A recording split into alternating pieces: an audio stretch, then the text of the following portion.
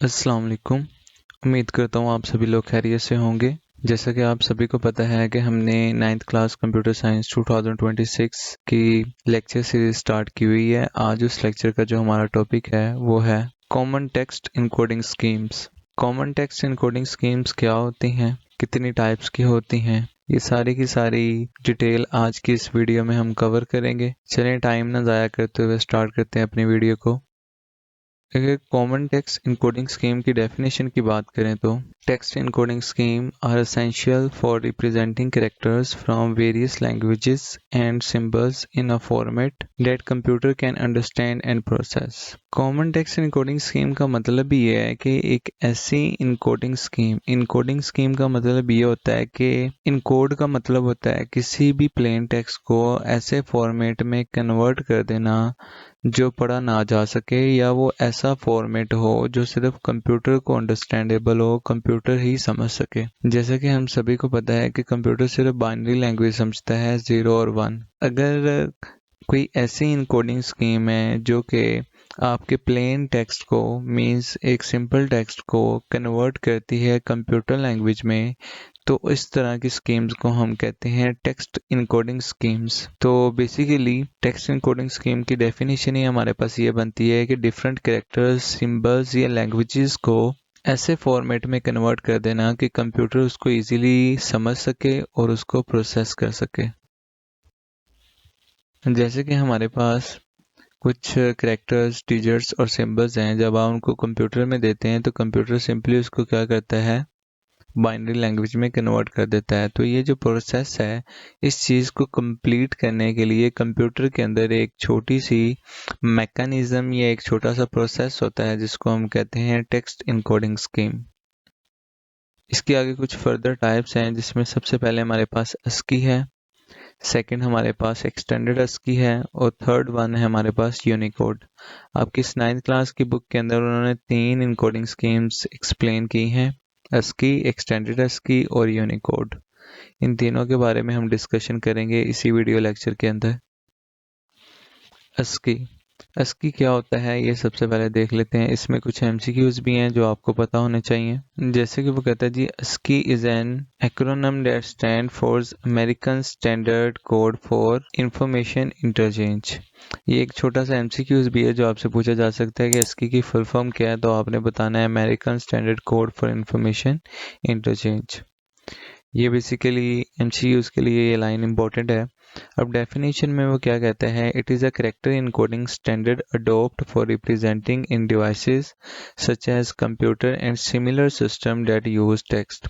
वही text encoding scheme की definition है कि ये एक ऐसी इनकोडिंग स्कीम है जो कैरेक्टर्स को कन्वर्ट कर देती है उन डिवाइसेस के अंदर ताकि उनको उनके अंदर रिप्रेजेंट किया जा सके, जैसे कि कंप्यूटर है या इसी तरह की ही सिमिलर सिस्टम्स है। तो बेसिकली ASCII एक ऐसी इनकोडिंग स्कीम है जो कि डिफरेंट कैरेक्टर्स को रिप्रेजेंट करती है डिवाइसेस के अंदर, जैसे कि कंप्यूटर या सिमिलर सिस्टम्स के अंदर, ताकि उस टेक्स्ट को वो इजीली अंडरस्टैंड कर सके। अब इसमें बेसिकली एक छोटा सा MCQs भी है कि ईच अल्फ़ाबेटिक नंबर्स और symbols is given a code number between 0 to 127। अब इस लाइन का मतलब क्या है? इस लाइन का मतलब ये है कि जब ASCII इनकोडिंग स्कीम किसी कंप्यूटर या किसी भी डिजिटल डिवाइस के अंदर यूज़ होती है, तो उस वक्त क्या हो रहा होता है कि आप किसी स्पेसिफिक अल्फ़ाबेटिक लेटर, डिजिट या सिंबल को पुट करते हो, तो सबसे पहले उसको एक डेसिमल नंबर प्रोवाइड किया जाता है। फिर उस डेसिमल नंबर को आगे कन्वर्ट किया जाता है बाइनरी के अंदर। जैसे कि एक छोटी सी एग्जांपल भी इसकी हम करते हैं। हमारे पास जैसे कि यहाँ पे एक P कैरेक्टर है, अल्फ़ाबेटिक लेटर, उसका जो कोड है 80 है। अब 80 बेसिकली क्या है? 80 एक ASCII कोड है। ASCII कोड से मुराद ये है कि जब आप किसी कंप्यूटर, किसी डिजिटल डिवाइस के अंदर कोई कैरेक्टर टाइप करते हो, तो उसका सबसे पहले एक स्पेसिफिक कोड बनता है जिसको हम ASCII कोड कहते हैं। फिर उस ASCII कोड को आगे कन्वर्ट किया जाता है बाइनरी के अंदर। तो ये थी हमारे पास ASCII की डेफिनेशन, और इसके अलावा इसके एग्जाम्पल के साथ मैंने इसको थोड़ा सा एक्सप्लेन करने की कोशिश की है।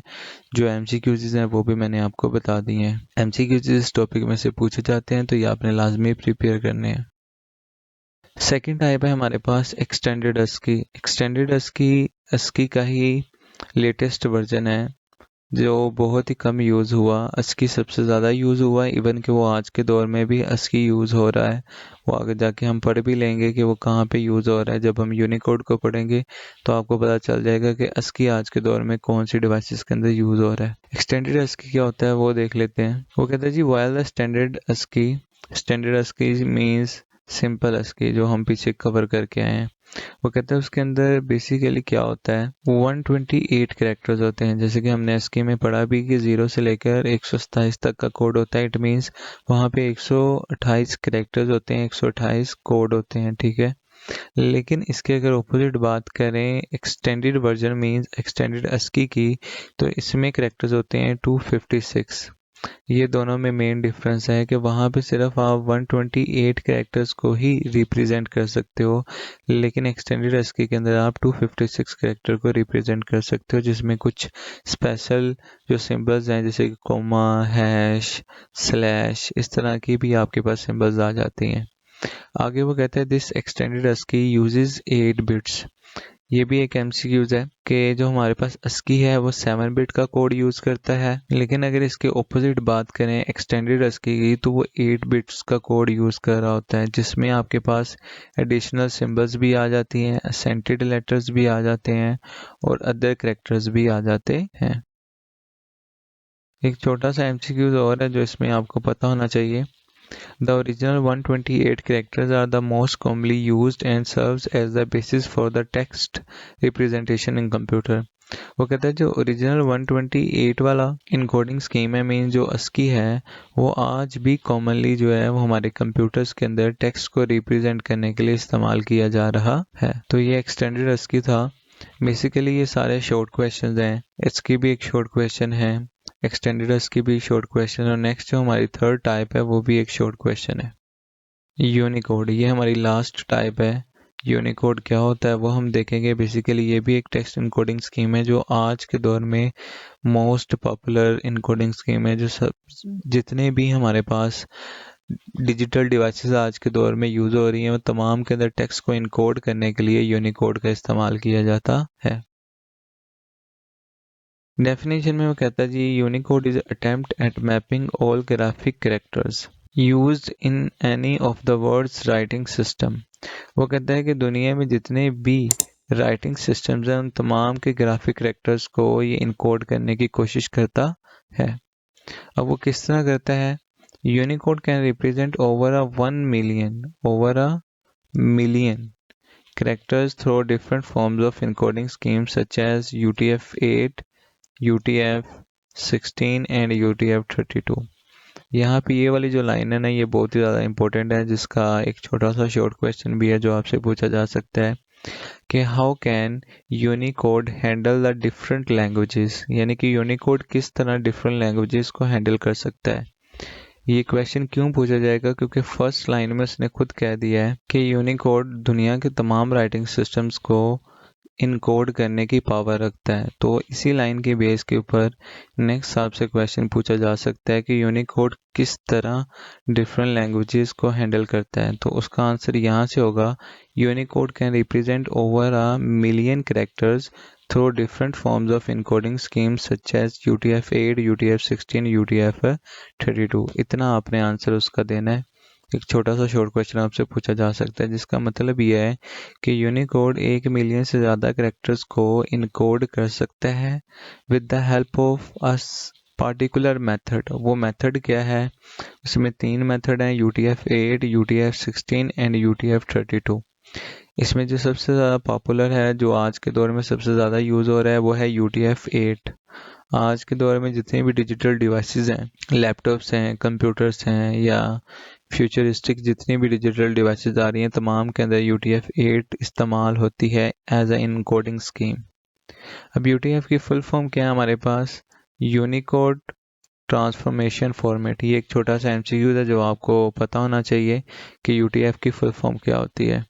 तो इसके अंदर जितने भी शॉर्ट क्वेश्चंस बनते थे वो मैंने आपको बता दिए, MCQs भी बता दिए हैं। सबसे पहले बात करते हैं UTF-8 की। छोटी सी डेफिनेशन है, वो कहता है it is a variable length encoding scheme. ये एक छोटा सा पॉइंट है जो आपको पता होना चाहिए, जिसके ऊपर एमसीक्यूज भी पूछा जा सकता है कि UTF-8 एक वेरिएबल लेंथ इनकोडिंग स्कीम है। वेरिएबल लेंथ इनकोडिंग स्कीम का मतलब क्या होता है कि जिसकी इनकोडिंग स्कीम को आप चेंज कर सकते हो। वेरिएबल का मतलब हमने वैसे भी पढ़ा हुआ है मैथ में भी, कंप्यूटर में भी, क्या चेंजेबल वैल्यू, ठीक है, जो चेंज हो सकती है अपनी सिचुएशन के अकॉर्डिंग। या यहाँ पे अब अगर इनकोडिंग स्कीम में बात करें तो करेक्टर्स के अकॉर्डिंग वो अपने आप को चेंज कर सकता है। अगर फॉर एग्जांपल एक लेटर है स्मॉल ए, उसको कन्वर्ट करने के लिए हमें 1 बाइट चाहिए, तो ये 1 बाइट यूज़ करेगा। नेक्स्ट इसके एक एग्जांपल है वो कवर कर लेते हैं। जैसे कि यहाँ पे वो कह रहा है कि अगर हमारे पास एक लेटर है ए, उसका यूनिकोड का कोड क्या बनेगा, U+0041, ये उसका कोड होगा। जैसे कि ASCII का मैंने बताया ना कि अगर A है तो उसका कोड क्या होगा, मान लें 80, तो 80 को आगे बाइनरी में कन्वर्ट किया जाएगा। तो इसी तरह ही हमारे पास A का यहाँ पे यूनिकोड के अंदर जो कोड होगा वो होगा U+0041, और उसी को अगर आप बाइनरी में कन्वर्ट करेंगे तो वो आपके पास होगा 01 और आगे जीरोस एंड आगे 1। और आगे इसी तरह वो कह रहा है कि बाइनरी फॉर्मेट में इट ऑक्युपाइज 8 बिट्स और 1 बाइट। यानी कि अगर आप एक टच मोबाइल की बात करें, एंड्रॉयड मोबाइल की बात करें जिनके अंदर UTF-8 यूज़ हो रही है आज के दौर में, तो उस वक्त क्या होगा कि अगर फॉर एग्जांपल आप कीबोर्ड से प्रेस करते हो कैपिटल A, तो उसमें डेफिनेटली UTF-8 यूज़ हो रहा है, तो उसको सबसे पहले कोड असाइन किया जाएगा U+0041, फिर उसको कन्वर्ट किया जाएगा 1 बाइट के अंदर। 1 बाइट से मुराद 8 बिट्स, ठीक है, उसमें 0 और 1 का कलेक्शन होगा, और इस तरह जाके वो कंप्यूटर में A स्टोर होगा, ठीक है। बज़ाहिर तो ये बड़ा लंबा प्रोसेस है, लेकिन कंप्यूटर विद इन सेकेंड से पहले भी वो यानी कि इसको परफॉर्म कर लेता है। नेक्स्ट एक छोटा सा क्वेश्चन है हमारे पास जो आपकी बुक के ऊपर है, what is mean by ASCII compatible with UTF-8। ये आपसे बोर्ड में क्वेश्चन पूछा जा सकता है, तो मैंने इसको भी यहाँ पे कवर कर दिया है। इसका मतलब बेसिकली क्वेश्चन का ये है कि ASCII UTF-8 के साथ किस तरह काम कर सकता है। अब बेसिकली UTF-8 आज के दौर की एक न्यू इनकोडिंग स्कीम है और ASCII बहुत ही पुराने दौर की एक पुरानी इनकोडिंग स्कीम है। तो क्या ये पॉसिबल है कि ASCII और UTF-8 दोनों आपस में मिलकर कोई काम कर सकते हैं। अब इसकी एक रियल लाइफ एग्जांपल मैं आपको दूं। क्वेश्चन को समझाने से पहले मैं थोड़ा सा आपको ये बता देता हूँ डायग्राम की मदद से, जिससे आपको समझ आ जाएगी आसानी से। कि मान लें हमारे पास एक बटनों वाला मोबाइल है नोकिया का, ठीक है, पुराने दौर का। अब उसमें इनकोडिंग स्कीम यूज़ हो रही है ASCII, ठीक है। यहाँ से मैसेज ट्रांसफ़र होता है एक आईफोन के अंदर। अब आईफोन के अंदर जो इनकोडिंग स्कीम यूज़ हो रही है वो मान लें UTF-8 है। अब UTF-8 में न्यू टेक्नोलॉजी यूज़ हो रही है और ASCII एक पुरानी टेक्नोलॉजी है। अब नोकिया से मैसेज निकला आईफोन की तरफ, तो उसमें तो ASCII नहीं है, डेफिनेटली यहाँ पे ASCII वाला कोड गया है। अब मान लो यहाँ पर जो A था वो उसका जो कोड था वो 80 था, लेकिन यहाँ पे A का जो यूनिकोड में मतलब UTF-8 में जो कोड होगा वो होगा U+0041। तो डिफरेंस है दोनों में, लेकिन फिर भी ASCII UTF-8 के साथ काम कर सकता है। कैसे? ड्यू टू इट्स प्रॉपर्टी जो हमने फर्स्ट लाइन में पढ़ी थी, variable length encoding scheme. Basically होगा क्या, जब ASCII का कोड यहाँ से UTF-8 के पास जाएगा तो A लेटर जो ASCII में से जा रहा है वो मान ले 8 बिट्स यानी कि 1 बाइट का है। तो यहाँ पे जब वो UTF-8 तक पहुँचेगा, मतलब आईफोन के अंदर पहुँचेगा, तो उसमें UTF-8 के पास ये कैपेबिलिटी है कि उसको वो 1 बाइट का कोड भी रीड कर सकती है। 1 बाइट का भी कोड रीड कर सकती है, 2 बाइट्स का भी कर सकती है, 3 का भी कर सकती है और 4 बाइट का भी कर सकती है। हमने ASCII की डेफिनेशन में UTF-8 की डेफिनेशन में देख लिया कि UTF-8 1 से लेकर 4 बाइट तक का कोड अंडरस्टैंड कर सकता है, उसको रिप्रेजेंट कर सकता है, उसको प्रोसेस भी कर सकता है। अब ज़रा क्वेश्चन के आंसर के ऊपर आ जाते हैं, आपको क्लियरली समझ आ जाएगा। वो कहता है UTF-8 is backward compatible with ASCII। वो कहता है सबसे पहली बात तो ये है जी कि ASCII के साथ कंपैटिबल है UTF-8। किस तरह? It means it can understand and use the older ASCII encoding scheme without any problem. इसका मतलब ये है कि जो ASCII है वो इजीली विदाउट एनी प्रॉब्लम नई टेक्नोलॉजी को अंडरस्टैंड कर सकता है। वजह मैंने आपको डायग्राम की मदद से समझा दी है। आगे वो कहते हैं therefore if we have a text file written in ASCII, वो कहते हैं मान लें कि आपके पास एक ASCII के अंदर कोई फाइल रिटन की हुई है, लिखी हुई है, it will work perfectly fine with UTF-8, तो वो अच्छे तरीके से काम कर सकती है UTF-8 के अंदर, allowing it to read both old and new text। वो कहता है UTF-8 न्यू टेक्स्ट को भी रीड कर सकता है और ओल्ड टेक्स्ट को भी रीड कर सकता है। मतलब आईफोन से आईफोन में मैसेज आएगा तो वो भी वो रीड करेगा, एंड्रॉयड से आईफोन में जाएगा तो वो भी वो रीड कर लेगा, और इसी तरह अगर किसी नोकिया का बहुत पुराना मोबाइल है तो उससे भी अगर मैसेज जाएगा तो UTF-8 जो से रीड कर लेगा ड्यू टू इट्स प्रॉपर्टी। जो आपने भूलनी नहीं है, बार बार कह रहा हूँ, वो इम्पोर्टेंट MCQs है, उसमें दो, एक के UTF-8 हमारे पास वेरिएबल लेंथ इनकोडिंग स्कीम है और दूसरा उसके जो बाइट्स हैं वो 1 से लेकर 4 तक हैं। ठीक है, 1 और 4 नहीं है। यहाँ पे छोटा सा बच्चों को मसला रहता है कि 1 और 4 नहीं, 1 से लेकर 4, मतलब 1 भी, 2 भी, 3 भी और 4 भी। तो भी एक छोटा सा शॉर्ट क्वेश्चन था जो मैंने कवर कर दिया है। अब नेक्स्ट मेथड की तरफ बढ़ते हैं। UTF-16 में भी इसी तरह हमारे पास वेरिएबल कैरेक्टर इनकोडिंग मैकेनिज्म है, मतलब ये भी अपने आप को चेंज कर सकते हैं, लेकिन UTF-16 और UTF-8 में फ़र्क है, वो आपको अभी पता चल जाता है। वो कहता है जी ये वेरिएबल लेंथ इनकोडिंग स्कीम तो है, लेकिन ऑल्दो इट यूजेस 2 बाइट्स और 4 बाइट्स, ये MCQs भी है, इसको प्रिपेयर कर ले।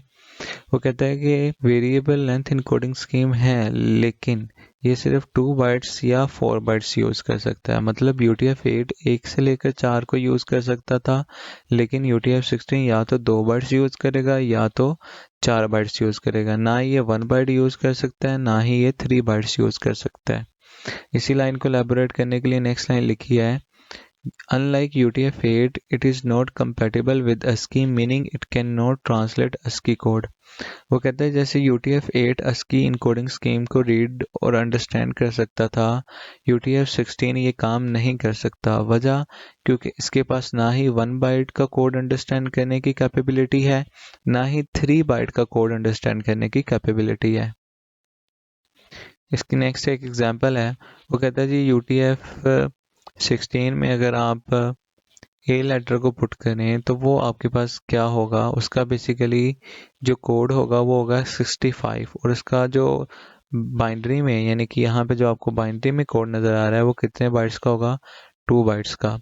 अब यहाँ पे आपको इस एग्जांपल से समझ आ गया होगा कि अगर ASCII में से 1 बाइट का कोड निकल रहा है, 1 बाइट मतलब 8 बिट्स का कोड निकल रहा है, तो जब वो UTF-16 के पास पहुंचेगा तो यहाँ पे तो 1 बाइट का कोड अंडरस्टैंड करने की कैपेबिलिटी UTF-16 में नहीं है, तो वो फिर A का जो कोड है बाइनरी उसको अंडरस्टैंड नहीं कर सकता। वजह, क्योंकि जब वो 1 बाइट का कोड यहाँ पर आएगा तो वो किस में कन्वर्ट हो जाएगा, 2 बाइट्स के कोड में कन्वर्ट हो जाएगा। तो इट मीन्स वो उनमें डिस्टर्बेंस पैदा हो जाएगी और कभी भी UTF-16 ASCII का जो ए लेटर है उसको अंडरस्टैंड नहीं कर सकेगा।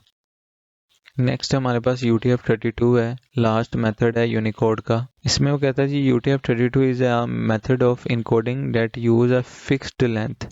ये एक छोटा सा MCQ है जो आपको पता होना चाहिए कि आपके पास वाहद यूनिकोड का ये मेथड है जो फिक्स्ड लेंथ है, मतलब ये अपने आप को चेंज नहीं कर सकता। वजह, with all character stored in 4 bytes. ये भी एक छोटा सा MCQ है कि क्यों नहीं कर सकता, क्यों ये फिक्स्ड लेंथ है, उसकी वजह है 4 बाइट्स। मतलब ये ना ही 1 बाइट, ना ही 2 बाइट, ना ही 3 बाइट, ओनली 4 बाइट्स का ये कोड अंडरस्टैंड कर सकता है, 4 बाइट से ना ही ज़्यादा ना ही कम। This makes it very simple but at the same time it may look a little complicated when it comes to space usages. वो कहता है अब यहाँ पे क्या होता है कि इसको बार बार अपने आप को चेंज नहीं करना पड़ता सिचुएशन के अकॉर्डिंग, तो इस लिहाज से देखा जाए तो ये सिंपल है। लेकिन इसके साथ साथ ये भी एक कॉम्प्लिकेशन आ रही है, ये भी एक प्रॉब्लम आ रही है कि जब आप स्पेस को यूज़ करते हो, बेसिकली स्पेस भी कीबोर्ड के ऊपर एक बटन है, तो वहाँ पे स्पेस को भी एज अ कैरेक्टर रिप्रेजेंट किया जाता है, उसका भी बाइनरी कोड बनता है, तो उस वक्त फिर यहाँ पे इश्यूज क्रिएट हो जाते हैं। तो इसलिए UTF जो 32 है इसको भी यूज़ नहीं किया जाता बहुत सारी डिवाइसेस के अंदर। तो अगर इन तीनों का अगर मैं कंपैरिजन करूं UTF-8, 16 और 32, तो इनमें जो सबसे ज़्यादा यूज़ होने वाला आज के दौर में पॉपुलर इनकोडिंग स्कीम है वो है UTF-8। उसकी वजूहात और कंपैरिजन मैं आपको बता चुका हूं। अब UTF-32 की एग्जांपल देख लेते हैं। अब इसमें अगर ए लेटर आए तो वो बेसिकली क्या होगा, वो 4 बाइट का कोड बनेगा, क्योंकि इसमें बन ही सिर्फ 4 बाइट का सकता है। तो डेफिनेटली फिर ये भी ASCII को रीड नहीं कर सकता, क्योंकि वहाँ से ASCII में से ए का जो कोड बनेगा वो 1 बाइट का बनेगा। तो यहाँ पे तो कोड 4 बाइट का है, तो इन दोनों में भी कैपेबिलिटी नहीं है। तो जिसकी वजह से UTF-32 और UTF-16 ये दोनों ही ASCII का कोड रीड नहीं कर सकते। तो ये थे यूनिकोड के 3 मेथड, और तमाम टेक्स्ट इनकोडिंग स्कीम्स भी मैंने आपको फुली एक्सप्लेन कर दी हैं। उम्मीद करता हूँ आपको अच्छे से समझ आ गई होगी। अगर नहीं समझ आई तो आपने कमेंट सेक्शन में हमें कमेंट करना है, इंशाल्लाह हम वेल इन टाइम आपको आंसर करने की कोशिश करेंगे। अगर आपको वीडियो अच्छी लगी है तो लाइक करें, शेयर करें, हमारे चैनल को सब्सक्राइब कर लें, और इसी तरह की ही मज़ीद आने वाली वीडियोस को देखने के लिए हमारे चैनल का बेल आइकन भी प्रेस कर लें। फ़ी अमान अल्लाह।